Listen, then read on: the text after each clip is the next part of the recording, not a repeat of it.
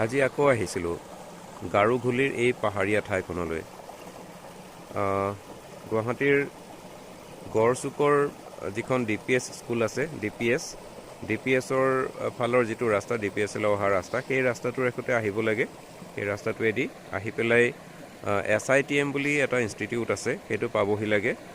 সেইটো পাৰ হৈ আহি পেলাই এই ধুনীয়া ঠাইখন পাই আপোনালোকো আহিব পাৰে।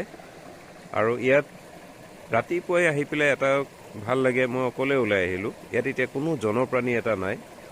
ইয়াত এই কুলকুল নিজৰাৰ শব্দ, পানীৰ শব্দ আৰু চৰাই চিৰিকটিৰ শব্দৰ মাতৰ বাহিৰে, কলৰৱৰ বাহিৰে আন একো শুনিবলৈ নাই। প্ৰশান্তিৰে ভৰা এখন ঠাই, আপোনালোকো আহিব পাৰে। এই ঠাইখনৰ অকণমান এটা পৰিৱেশ আপোনালোকক দেখুৱাবলৈ যত্ন কৰিম। ইয়াত বহুত মানুহ পিকনিক খাবলৈ আহে, এইবাৰো আহিছে। পিকনিক খাই মেলি লেতেৰা কৰি থৈ যোৱাৰ ইয়াত চিনো দেখা পাইছোঁ। আৰু এটা অৱশ্যে ভাল লাগিছে যে ইয়াৰ স্থানীয় হয়তো এখন কিবা কমিটি টাইপৰ আছে, তেওঁলোকৰ দুজনমান মানুহে ইয়াতে এতিয়া প্লাষ্টিকৰ বটল এইবিলাক বুটলি থকা দেখিছিলোঁ। সেইটো দেখি ভাল লাগিল। তেওঁলোকে পৰিষ্কাৰ কৰি ৰাখিবলৈ যত্ন কৰিছে ঠাইখন। আপোনালোকক তাৰে অকণ দেখুৱাবলৈ যত্ন কৰিছোঁ। এই ঠাইখনৰ নাম হৈছে গাৰোঘুলি বুলি কয়। গড়চুকৰ পৰা DPSলৈ সোমাই যোৱা যিটো ৰাস্তা, সেইফালেদি কিছু দূৰ সোমাই আহিব লাগে। তাৰপিছত সংস্কৃতি গুৰুকুল বুলি যিখন স্কুল, সেইখনো পাৰ হৈ আহিব লাগে। তাৰপিছত তিনিআলি চাৰিআলি এনেকৈ পায়, ওচৰত মানুহক সুধিলেই কৈ দিব। আৰু SITM বুলি এটা ইনষ্টিটিউট আছে, মেনেজমেণ্ট এণ্ড টেকন'লজি ইনষ্টিটিউট কিবা, SITM। সেই SITMৰ ছাইনবোৰ্ড চাই আহি থাকিলেই পাই যাবহি। SITMখন যেতিয়া পাব, তাৰ সন্মুখেদিয়ে ৰাস্তাটো আহে আৰু কিছু দূৰ অকাই পকাই অহাৰ পিছতে, বেছি দূৰ নহয়, SITM ইনষ্টিটিউটৰ পৰা বেছি দূৰ নহয়, অকণমান কেইশ মিটাৰমান আহিলেই এই ধুনীয়া ঠাইখন পায়। বিশেষকৈ ৰাতিপুৱা আহিবলৈ খুবেই ভাল। ময়ো আজি ৰাতিপুৱাই ওলাই আহিছোঁ 6টা বজাতে। ৰাতিপুৱা আহিলে আচলতে সুবিধাটো কি, ইয়াত অন্য মানুহ নাহে। সেইখিনি সময়ত একেবাৰে জনপ্ৰাণী শূন্য হৈ থাকে। আজিও তেনেকুৱা এটা পৰিৱেশতেই মই ঠাইখনত আহি উপস্থিত হৈছোঁহি। এজনো মানুহ ইয়াত দেখা নাই। খালি আহি পোৱাৰ সময়তেই দুজন মানুহ মই দেখিছিলোঁ, তেওঁলোকে চাফা চুফা কৰি আছিলে ঠাইখনত। এই যে পিকনিক খাবলৈ অহা মানুহবিলাকে বটল প্লাষ্টিক এইবিলাক পেলাই থৈ অকণমান লেতেৰা কৰি থৈ যায়। সেইটো স্বভাৱেই আমাৰ মানুহৰ, লেতেৰা কৰি থৈ যোৱাটো। তেওঁলোকে সেইবিলাক বুটলি মেলি এনেকৈ টিঙত ভৰাই থৈছে, তাৰপিছত বস্তাত ভৰাই থৈছে। পিছত হয়তো সেইবিলাক ইয়াৰ পৰা উঠাই লৈ গুচি যাব। ঠাইখন পৰিষ্কাৰ কৰি ৰাখিবলৈ তেওঁলোকে পাৰ্যমানে যত্ন কৰিছে। আৰু ইয়াত এটা CCTV কেমেৰাও দেখা পালোঁ। ছিকিউৰিটিৰ ফালৰ পৰা তেওঁলোকে হয়তো সেইটো ব্যৱস্থা কৰি দিছে। ভাল লাগিছে সেই কাৰবাৰখিনি, সেই ব্যৱস্থাখিনি তেওঁলোকে লোৱাৰ কাৰণে। আৰু ঠাইখন খুবেই মনোমোহা, সৰু ঠাই কিন্তু খুবেই মনোমোহা। ইয়ালৈ হয়তো মানুহ কমকৈ আহে, সেইকাৰণে ইয়াত মানুহৰ অত্যাচাৰটো এতিয়ালৈকে চকুত পৰা নাই।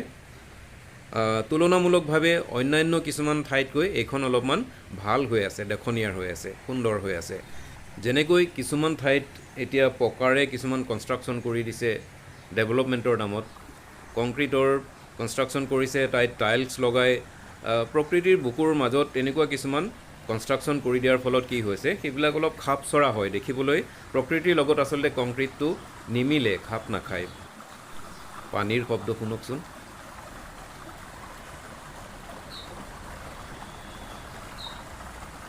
এইবিলাক শব্দৰ বাহিৰে এই ঠাইখনত শুনিবলৈ আন শব্দ একো নাপায় আপুনি। মানুহৰ শব্দ নাই, অন্য গাড়ী ঘোঁৰা বা মেচিন ইত্যাদিৰ শব্দ ইয়াত শুনিবলৈ নাপায় যদি ৰাতিপুৱা ওলাই আহে। বাঁহগছজোপা চাওকচোন, পাহাৰটোৰ গৰাত থকা এজোপা প্ৰকাণ্ড বাঁহগছে গোটেই ৰাস্তাটো এনেকৈ চানি ধৰিছে। বাঁহতলীয়া বাট বুলি যে কয়, তেনেকুৱা। ৰাতিপুৱা যদি ওলাই আহে, বিশেষকৈ মৰ্ণিং ৱাক কৰি ভাল পোৱা মানুহ বা ৰাতিপুৱা যদি আপুনি যোগাসন কৰিব বিচাৰে, এনেকুৱা এটা প্ৰাকৃতিক সুন্দৰ পৰিৱেশৰ মাজত যদি আপুনি আসন ইত্যাদি বা অন্য শাৰীৰিক অনুশীলন কৰিব বিচাৰে, তেতিয়াহ'লে এইখন এখন উপযুক্ত ঠাই। ইয়াত বিভিন্ন ধৰণৰ চৰাই দেখা পাব। আমাৰ সচৰাচৰ দেখি থকা কপৌ, ঘনচিৰিকা, শালিকা এনেকুৱা চৰাইবিলাকৰ উপৰি ইয়াত মই আজি দেখা পালোঁ ডাউক, কণামুচৰি, বগলী, বৰটোকোলা, এনেকুৱা বিভিন্ন ধৰণৰ চৰাই ইয়াত আছে। আৰু এজোপা গছতো দেখিলোঁ ইয়াত হয়তো 1000ৰ অধিক চৰাই একেলগে কিৰিলি পাৰি আছে। চৰাইৰ কলৰৱ মোৰ শুনি পেলাই খুবেই ভাল লাগিল, একদম শান্তিৰে ভৰি গৈছে গোটেই মন। গছজোপাত গুটি লাগিছে আৰু সেই গুটি খাবৰ কাৰণে একদম বিভিন্ন ধৰণৰ চৰাই উৰি একদম হুলস্থুল কৰি গছৰ গুটি খাই আছে। পৰিৱেশটোৱে এটা খুব মনোমোহা পৰিৱেশ। আৰু তো আপোনালোকে এই পৰিৱেশটো যদি মিছ কৰিব নিবিচাৰে, কেতিয়াবা যদি এই পৰিৱেশত এখন্তে কটাই যাওঁ বুলি ভাবে, তেতিয়াহ'লে মই আকৌ এবাৰ কৈছোঁ, ৰাতিপুৱাৰ সময়ত আহক, ওলাই আহক ঘৰৰ পৰা, গাড়ী মটৰহীন জনপ্ৰাণীহীন এই পৰিৱেশটোত আপুনি নিজৰ মন প্ৰাণ প্ৰশান্তিৰে ভৰাই লৈ যাব পাৰিব। গধূলি কেতিয়াবা ইয়াত হাতী ওলাই হেনো, সেইকাৰণে দেৰিলৈকে ইয়াত মানুহ থাকিবলৈ নিদিয়ে। পোহৰ হৈ থাকোঁতেই 4টামান বজাৰ ভিতৰতে ইয়াৰ পৰা গুচি যাব লাগে। সেই ক্ষেত্ৰত অকণমান সাৱধান হ'ব লাগে। আমাৰ ঘৰৰ পৰা মানে দিছপুৰ লাষ্ট গেটৰ পৰা মাত্ৰ 14 কিলোমিটাৰমান দূৰত্বত আছে এই ঠাইখন। বিশেষকৈ গুৱাহাটী মহানগৰত থকা মানুহখিনিৰ কাৰণে এখন খুবেই সুন্দৰ ঠাই। দৈনিক যিবিলাক যান্ত্ৰিকতাৰ মাজত আমি থাকোঁ, এনেকুৱা এটা পৰিৱেশৰ পৰা কেতিয়াবা ওলাই আহি পেলাই এনেকুৱা এটা সুন্দৰ প্ৰাকৃতিক পৰিৱেশত অকণমান সময় পাৰ কৰি পেলাই নিজৰ মনটো প্ৰশান্তিৰে ভৰাই নিজকে আপ্লুত কৰি নিবৰ কাৰণে মন নাযায় জানো? ঘৰৰ পৰা আহোঁতে লগত যদি ফ্লাক্সত চাহ ভৰাই লৈ আহে, গৰম চাহ, আৰু লগত ফল মূল বা বিস্কুট যি খায়, তেনেকুৱা যদি অকণমান সৰু সুৰা বস্তু লৈ আহে, তেতিয়াহ'লে পৰিয়ালৰ মানুহকেইটাই বা নিজৰ লগৰ কোনো সমনীয়াই ইয়াত একেলগে বহি পেলাই ৰাতিপুৱাৰ চাহ কাপ ইয়াতে খুব ধুনীয়াকৈ আমেজ লৈ পেলাই, প্ৰাকৃতিক পৰিৱেশৰ আমেজ লৈ খাই বৈ যাব পাৰে। দিনটোৰ কাৰণে এটা প্ৰশান্তি ইয়াৰ পৰা আপুনি লগত লৈ যাব পাৰে বুকুত বান্ধি। শেষত এটা অনুৰোধ কৰোঁ, ঠাইখন যাতে পৰিষ্কাৰ হৈ থাকে তাৰ কাৰণে নজৰ ৰাখিব। লগত লৈ অহা পানীৰ বটল বা অন্যান্য প্লাষ্টিক জাতীয় সামগ্ৰীবিলাক ইয়াত যাতে পেলাই থৈ নাযায়, লগতে লৈ যাব। ভিডিঅ'টো শেষলৈকে চোৱাৰ কাৰণে অশেষ ধন্যবাদ। আপোনালোকে শ্বেয়াৰ কৰিব এই ভিডিঅ'টো, তেতিয়া আন মানুহেও এই সুন্দৰ ঠাইখনৰ বিষয়ে জানিবলৈ সক্ষম হ'ব আৰু তেওঁলোকেও হয়তো কেতিয়াবা আহিবলৈ মন মেলিব পাৰে।